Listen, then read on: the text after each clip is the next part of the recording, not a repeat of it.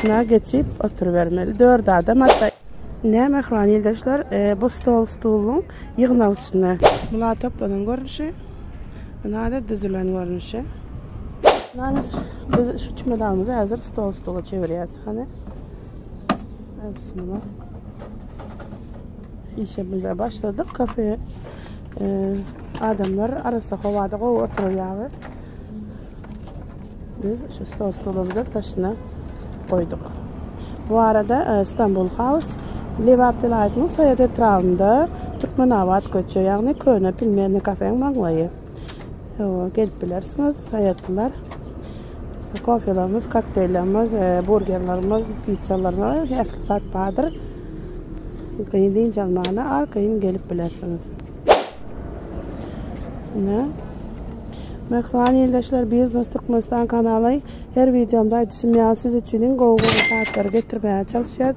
Bu arada şu doğunun bağım rahmetli Hasan şu işlere özen görüyor. Halkımız için, yani takipçilerimiz için Google tovarlar getiriyor.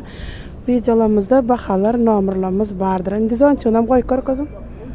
Yine Gülyalı, Gattık Govuzat, beni özüm halam son doğduma dedim. Sırazı bana 2 saniye alayın deyip Gattık Govuzat mehran yoldaşlar. Gün var. Misal için şu zonçığını acelini koyup böyle. Zonçıksız ama koyup böyle. Ne? Hazır zonçığını koyup korkusun. Ne? Ansatacak hiç kıyın yeri yok. Şey deyip götürüyorum. Aşağıcığına şey deyip koyuyorum. İyi zonçığımızı alıyoruz. Sallançamızdan vardır oturuyor, arkayın uçup kokteylcağa destek. Popcornlar, vatalar, güzel kızartma, çağacıklarımızı gelip deyince alıp oturup bilirsiniz. Ne misal için güneşli gün şey deyip zonçuğunu açacağınız. İyi oturuvermeli. Oturuvan var kız oğlum. Beyeliye, peseliye. Hani oturuvan var kız. Şey deyip, ne geçip oturuvermeli. 4 adam, hatta 2 kırada yine de tuvalet koysan 6 adamım oturup biliyor. Havarlaşın. Renk, şu 2 renk vardır. Şu atlıkça bizde elimizde 2 renk var. Buradan düzdük. Şeylece koyacağız stol.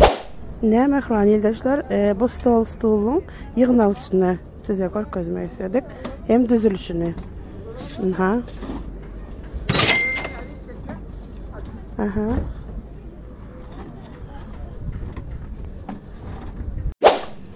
Böyle adım. Şey deyip ayaklarını yığınasam.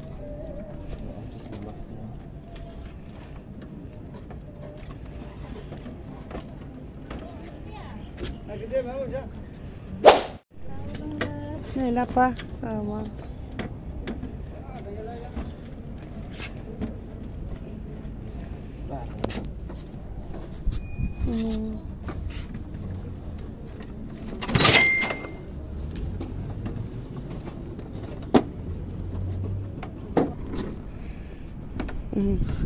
Bunlar toplanan görünüşü.